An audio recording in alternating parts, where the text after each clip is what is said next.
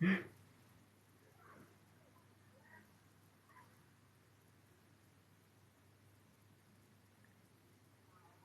everybody. Thank you if you're joining me. I hope you're able to stay for the whole live. Join me. And if you would like to watch and you don't have the time or the opportunity right now, you can always go to YouTube and, look up the videos and watch my videos there. I'm placing them on YouTube. I titled this love, I said this live, The Power of Love. Um, Please forgive me, y'all. I'm a little tired. Today is just one of them days.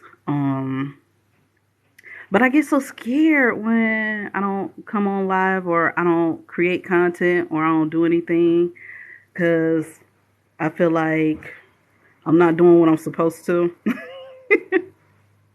And I know it's okay to take breaks. It's okay to, rest and, refresh, restart, all that good stuff because we need it. We really do. We need it.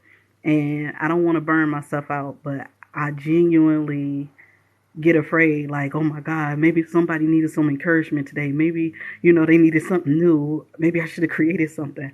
So it's just me probably overthinking. But um I'm coming on here today and I titled this one The Power of Love because I was reading in the book of Ezra.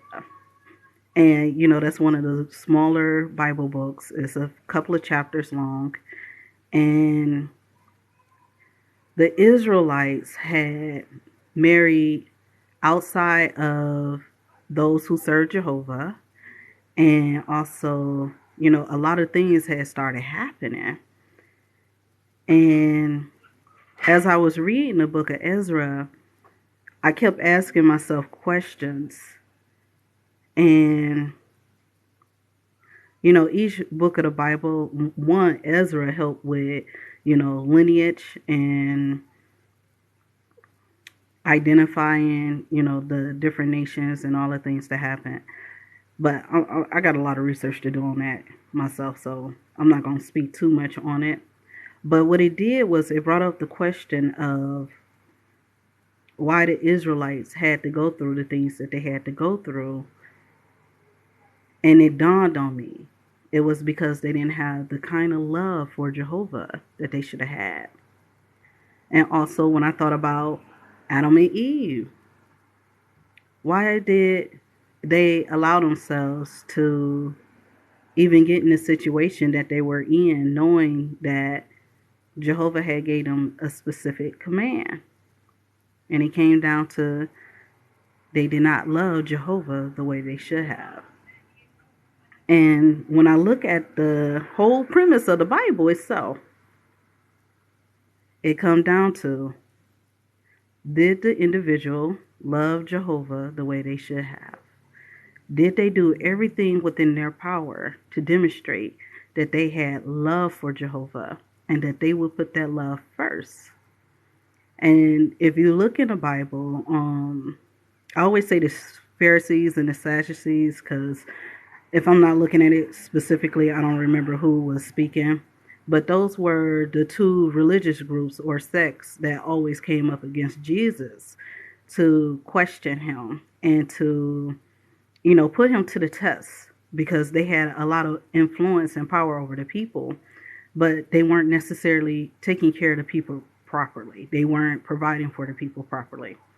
So one of the questions they asked Jesus was, what is the first and greatest command? And he said, it's to love Jehovah your God with your whole heart, your whole soul, your whole mind. This is the greatest of all commands. And the second one, like it, is to love yourself just as you do your neighbor. So those are the two greatest commands. Love Jehovah your God first, then love yourself, then love your neighbor. And when you construct situations based on those criterias, it give you a moral guideline of what is acceptable, because Jehovah is light. Jehovah isn't unrighteous. He isn't unloving. He isn't unkind. So, based on those premises of serving Him, when we look at things that way and we do everything within our power, within our ability to rely on Him, to ask Him for help, to make the right decisions, then what wrong can you do in that? You know? So it's deep, because we do encounter real serious situations, but a lot of that too have to go with coming to know Jehovah. And the more we come to know Jehovah, the more we understand His character, His qualities, His power, and His ability, His understanding. All those things come together better, and it's amazing. So I'm so glad that I don't have to reinvent the wheel. But I really appreciate the story of Job. And the reason I appreciate the story of Job is because Job was a man who was wealthy, but Jehovah also considered him righteous. And Job had to endure a very serious test of his faith. So I'm just going to put on the audio and y'all can listen to I'm going to play chapter 1, chapter 2, and then I'm going to jump down to chapter 42 and listen to that, and we'll just go from there.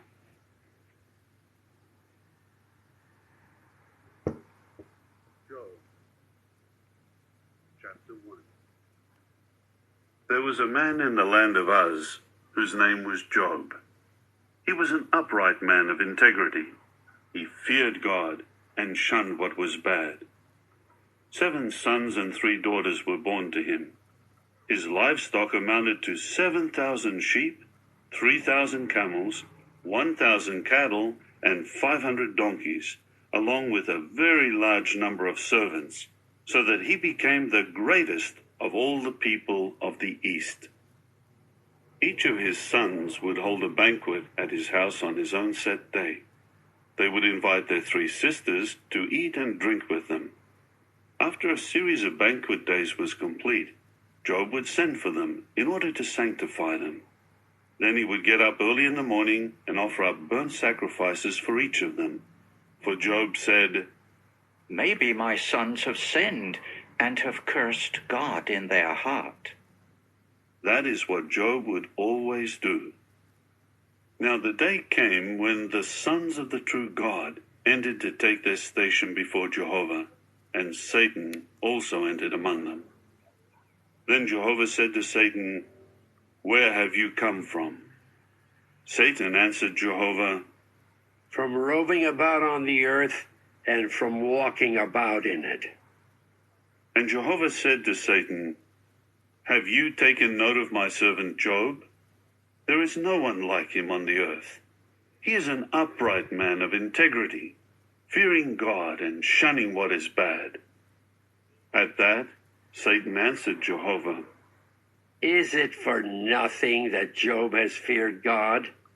Have you not put up a protective hedge around him and his house and everything he has? You have blessed the work of his hands, and his livestock has spread out in the land. But for a change, stretch out your hand and strike everything he has, and he will surely curse you to your very face." Then Jehovah said to Satan, "Look, everything that he has is in your hand. Only do not lay your hand on the man himself." So Satan went out from the presence of Jehovah. Now on the day when his sons and daughters were eating and drinking wine in their oldest brother's house, a messenger came to Job and said, The cattle were plowing, and the donkeys were grazing beside them, when the Sabaeans attacked and took them, and they killed the servants with the sword. I am the only one who escaped to tell you. No. While he was still speaking, another one came and said, Fire from God fell from the heavens and blazed among the sheep and the servants and consumed them. I am the only one who escaped to tell you.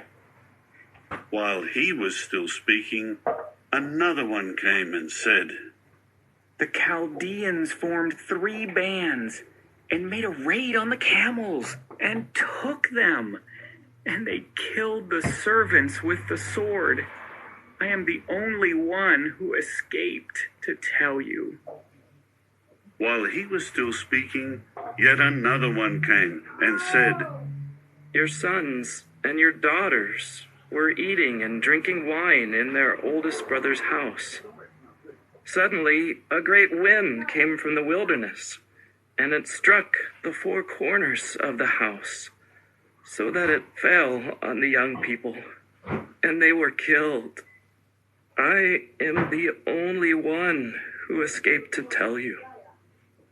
At that Job got up and ripped apart his garment and cut the hair off his head. Then he fell to the ground and bowed down and said, Naked I came out of my mother's womb, and naked I will return. Jehovah has given, and Jehovah has taken away. Let the name of Jehovah continue to be praised. In all of this, Job did not sin or accuse God of doing anything wrong. Chapter 2. Afterward, the day came when the sons of the true God entered to take their station before Jehovah, and Satan also entered among them to take his station before Jehovah. Then Jehovah said to Satan, Where have you come from? Satan answered Jehovah, From roving about on the earth and from walking about in it. And Jehovah said to Satan, Have you taken note of my servant Job? There is no one like him on the earth. He is an upright man of integrity, fearing God and shunning what is bad. He is still holding firmly to his integrity, even though you try to incite me against him to destroy him for no reason. But Satan answered Jehovah, Skin for skin. A man will give everything that he has for his life. But for a change, stretch out your hand and strike his bone and flesh, and he will surely curse you to your very face. Then Jehovah said to Satan, Look, he is in your hand. Only do not take his life.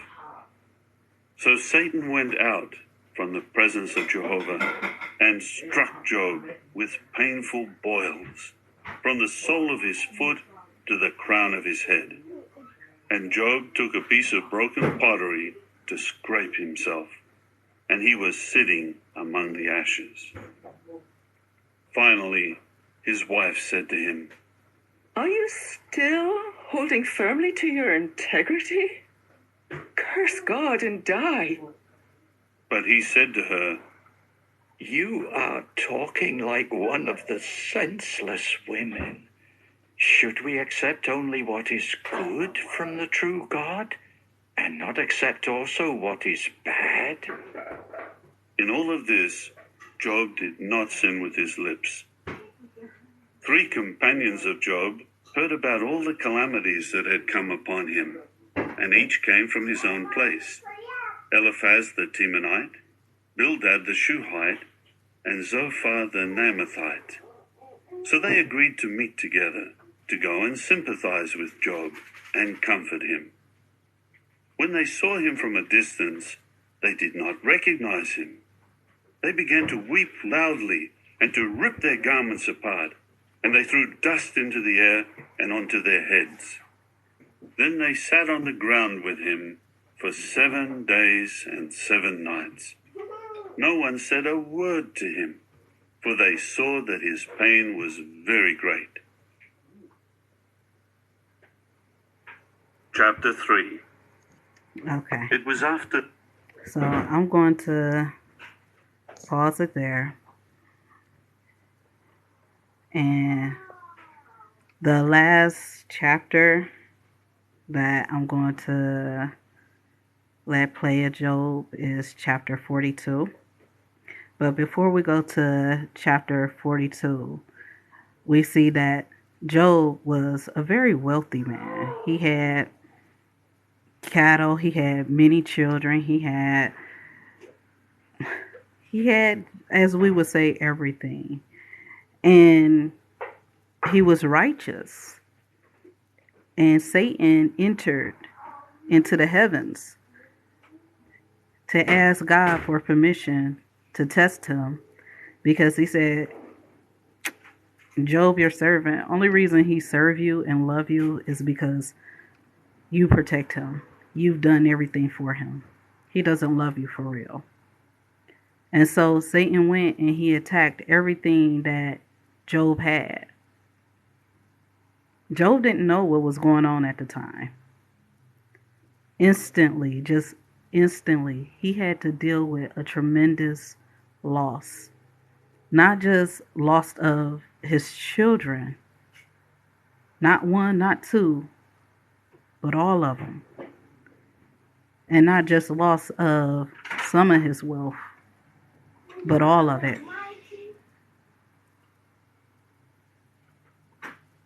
He lost everything. But he still did not say anything to offend Jehovah, to leave Jehovah, but he loved Jehovah. So he said that just as Jehovah has given, he has taken away. Naked I came out of my mother's womb, and naked I will return. Jehovah has given, and Jehovah has taken. Let the name of Jehovah continue to be praised. It says, in all of this, Job did not sin or accuse God of doing anything wrong. And then after doing all that, Satan was like, nah, that ain't enough. Jehovah. Only reason he ain't sin is because it didn't happen to him. It happened to everything and everybody around him. He cared more about himself. Skin for skin, a man will give everything that he has for his life. But for a change, stretch out your hand and strike his bone and flesh, and he will surely curse you to your very face. And in all of this, even his wife came and looked at him and said, why don't you just curse God and die? And Job looked at her and said, you speak as the senseless woman. His closest companion. Now, mind you, it's her family too. It's her wealth too. It's everything that belonged to her as well. She was affected as well. But it wasn't her who was put to the test. It was Job. And then his companions came along. Now, if you continue to read in the book of Job, you get the rest of the story of what happened with his companions. And isn't it natural to think that, if someone is having a hard time, if so much is happening to them that they are unrighteous, that they are a sinful person, that they are doing something wrong, that God is punishing them? Well, the story of Job is so significant and so important because it shows that Jehovah, he will allow things to happen to us. And that's because there's nothing that Jehovah can not undo. There's nothing that Jehovah cannot fix. But the only way to get a surefire answer is to allow it sometimes. Now, that doesn't mean that he will allow everything, because as we see, Jehovah told him he can't touch his life.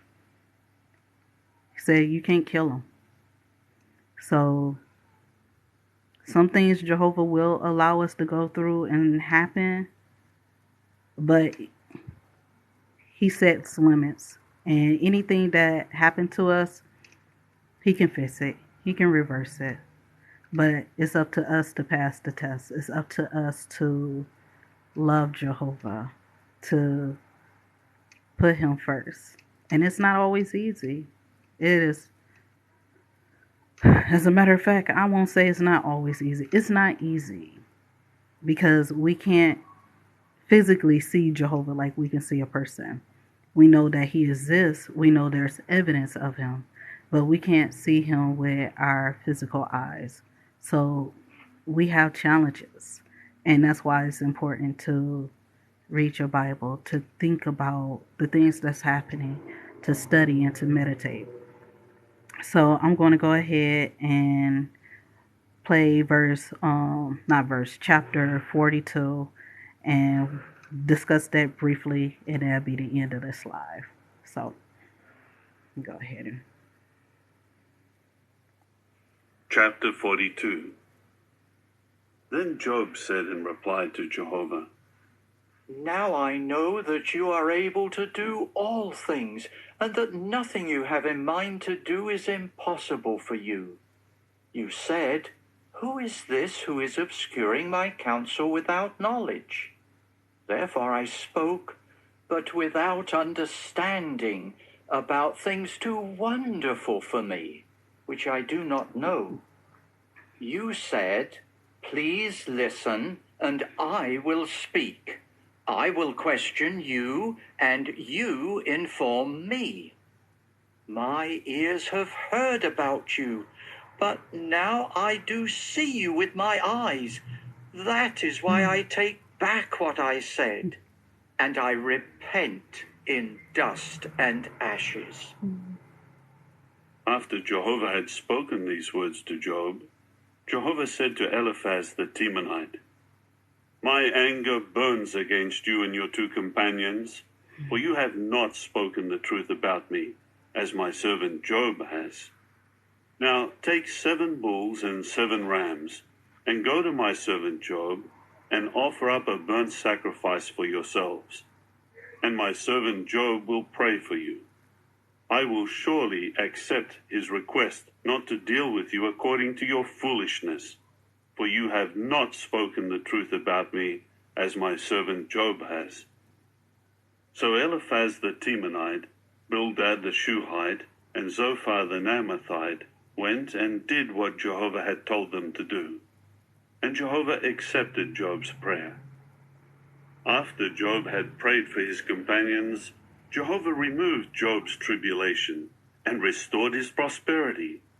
Jehovah gave him double what he had before. All his brothers and sisters and all his former friends came to him and ate a meal with him in his house. They sympathized with him and comforted him over all the calamity that Jehovah had allowed to come upon him. Each of them gave him a piece of money and a gold ring. So Jehovah blessed the last part of Job's life more than the beginning. And Job came to have 14,000 sheep, 6,000 camels, 1,000 pairs of cattle, and 1,000 female donkeys. He also came to have 7 more sons and 3 more daughters. He named the first daughter Jemimah, the second Keziah, and the third Karen-Happuch. No women in all the land were as beautiful as Job's daughters, and their father gave them an inheritance along with their brothers. After this, Job lived for 140 years, and he saw his children and his grandchildren 4 generations. Finally, Job died after a long and satisfying life. So, yeah, like the beginning of the story, and the hardship that he faced. Mind you, Job didn't know how his story was going to end. He didn't know that he was being tested. He didn't know anything. We at least have the Bible. We at least have stories and examples of individuals and how they handle situations that we can use to encourage ourselves. And you'll be surprised at how many examples you would be able to relate to in situations that were similar to ours, or that, are similar to the things that we go through. The Bible says that there's nothing that we as humans go through that happened to us. So it's in the Bible, and I really love the JW Library app because it's just keep advancing, and it's making it so much easier and faster for us to get the information that we need. Like this audio, do y'all know how many mistakes I would have made reading this myself and trying to capture, the sound, the voices of different characters and thoughts, and it's so much, it bring it to life. And, the different stories. So the end of Job's story is so beautiful. Not only did he have a long and prosperous life and did his wealth increase, but he got back his children. Not the same exact children, but he got back his family. Like, I don't believe Job was a young man at the time of his test. So that was really a blessing. And not only were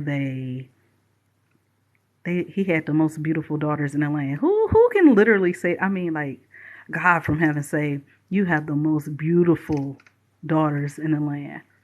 Like, I'm trying to picture how beautiful they were. Like, oh my God. And he got to live 4 generations. That's amazing. And not to mention that the children that he lost, they're in line for the resurrection. So when Job get resurrected, Job will probably have 20 children.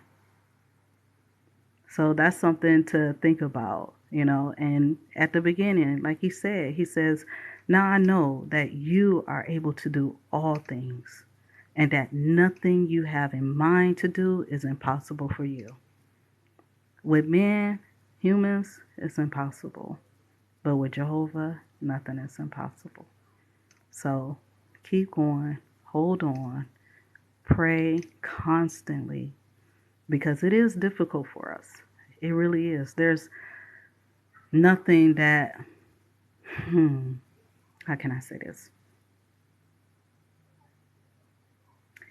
All of us will be tested. Every single last one of us. And we don't know how we will be tested. We don't know necessarily when we will be tested. We don't necessarily know how long the test will last. But will you maintain your integrity? Will you strive to do everything with every fiber of your being to love Jehovah and serve him from the heart, to build faith, hold on to faith, and do the things that's pleasing to him? Not what's pleasing to someone else, but to him. Put him first, and then look at everything else. That's what the power of love can do. Job had lost everything, and then had got sick behind it as well. And he was still able to maintain his integrity. And he's not the only example of individuals that were able to maintain their integrity. We face real serious issues. We face real serious losses. We face so many different things. But Jehovah can help us through it. So I'm going to leave it at that. I hope I really encouraged a lot of you if you got to watch. Like I said, I'm going to put these videos on YouTube. So you can always go to the JW Library or jw.org website, and you can look at the YouTubes as well. So I'm going to leave it at that, y'all. And like I said, I hope I encouraged a lot of you and that it was exactly what you needed. So until next time, have a good one. Bye.